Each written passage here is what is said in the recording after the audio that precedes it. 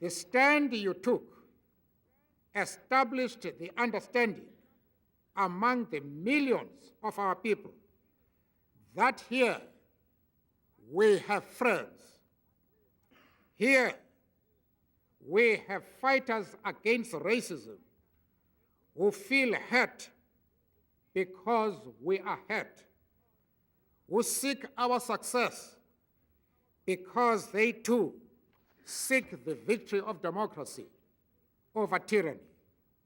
And here I speak not only about you, members of the United States Congress, but also of the millions of people throughout this great land who stood up and engaged the apartheid system in struggle.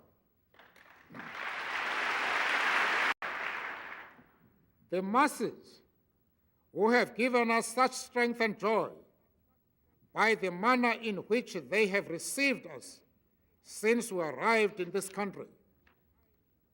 Mr. Speaker, Mr. President, as senators and representatives, we went to jail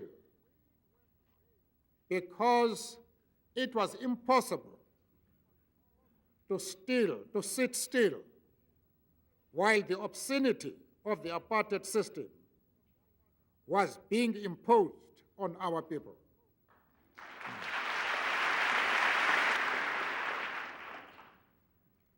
It would have been immoral to keep quiet while a racist tyranny sought to reduce an entire people into a status worse than that of the beasts of the forest.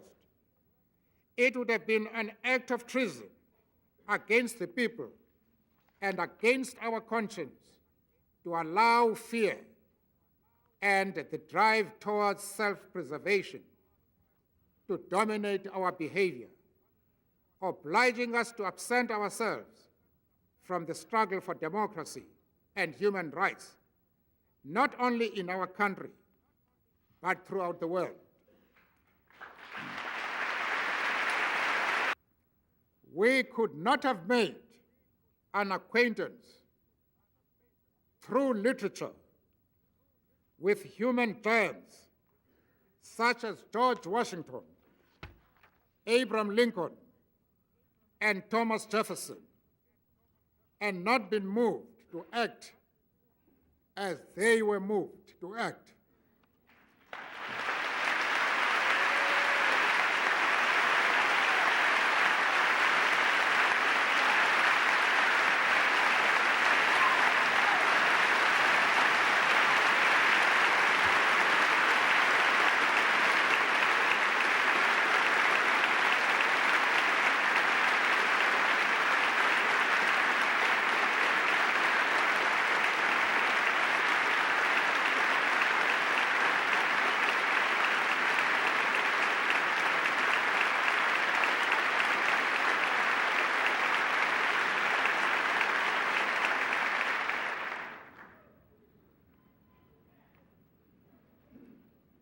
We could not have heard of and admired John Brown, Sojourner Truth, Frederick Douglass, W.E.B. Du Bois,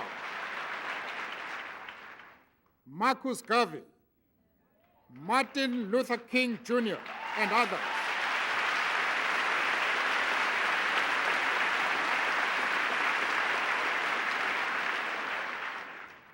We could not have heard of these and not be moved to act as they were moved to act.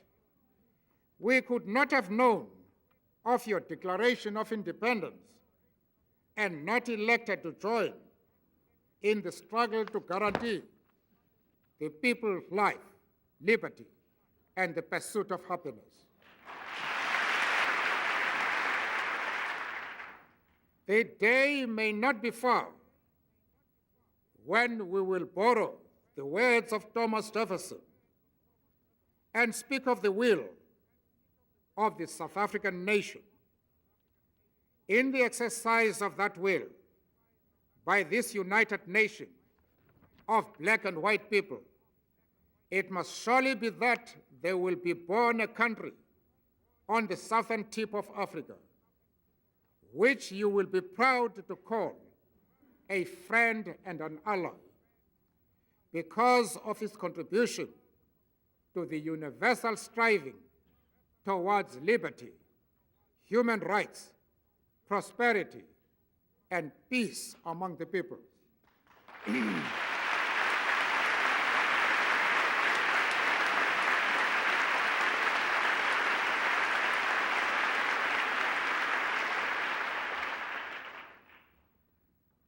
Let that day come now.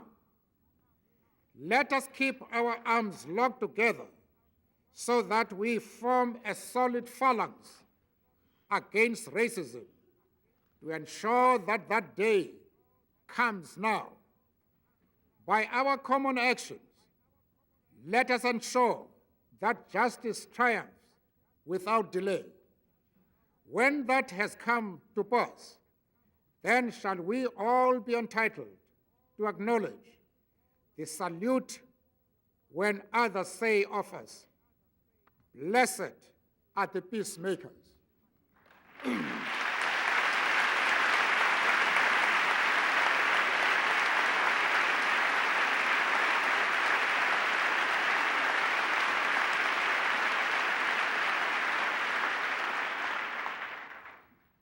Thank you for your kind invitation